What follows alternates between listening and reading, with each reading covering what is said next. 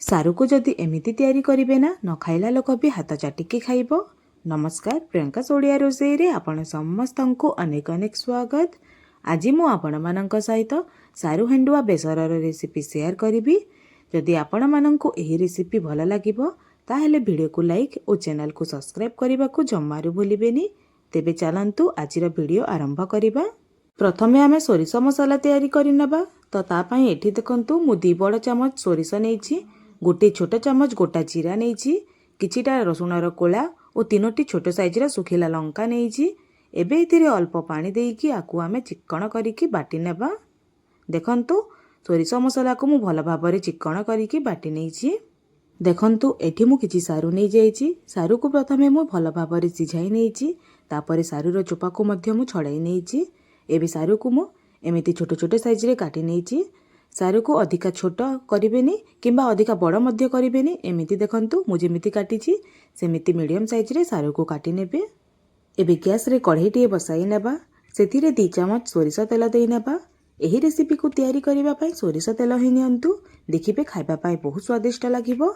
एबे सोरिष तेल को आमे भल भाबरे गरम करि नेबा। एबे देखंतु सोरिष तेल भल भाबरे गरम होई गलानी। एबे इथिरे मु गोटे कंचा लंका को मझिरु 2 खंड करिकि दे नउछि। एबे एथिरे आमे हेंडुआ दबा।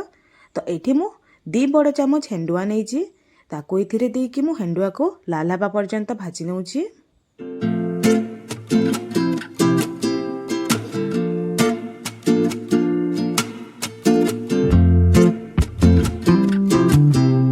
एबे देखंतु हेंडुआ हल्का लाल होई कि भाजी होई गलानी। आपण माननकु मु देखै दउछि। देखंतु हेंडुआ को एमिति हबा पर्यंत भाजी नेबे। एबे एथिरे आमे टमाटर दबा। तो एठी मु 3टी बड़ साइज रे टमाटर को छोट छोट साइज रे काटिकी दे नउछि।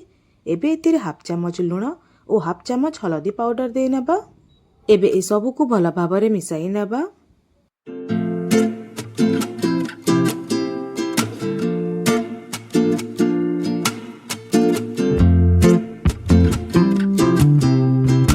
एबे गैस रो फ्लेम को लो करिकी आकु आमे किछि समय पई कवर करि नेबा, जहा द्वारा टमाटर टी भल भाबरे सिझी पारिबो।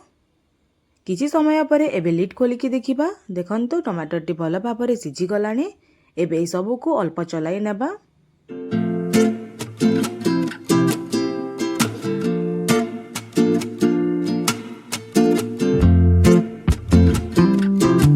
एबे इथिरे आमे पूर्वरु प्रस्तुत करि रखितिबा सोरिष मसला को देई नेबा।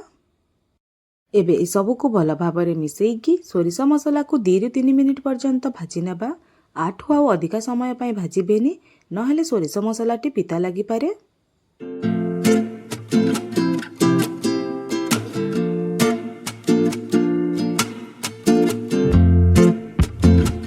एबे देखंतु सोरिष मसला भल भाबरे भाजी होई गलानी।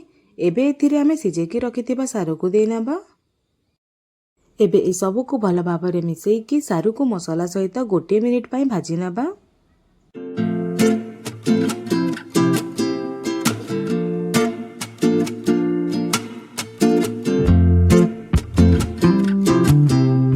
एबे एथिरे आमे पानी दबा।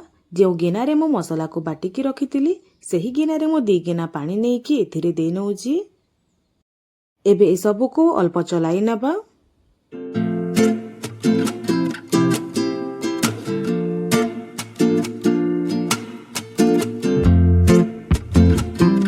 एबे एहा को कवर करिकी मीडियम टू हाई फ्लेम रे 5 ରୁ 7 मिनिट पर्यंत भल भाबरे फुटिबा पई देबा। 7 मिनिट परे एबे लिड खोलिकी देखिबा। देखंतु एहा भल भाबरे फुटी गलानी।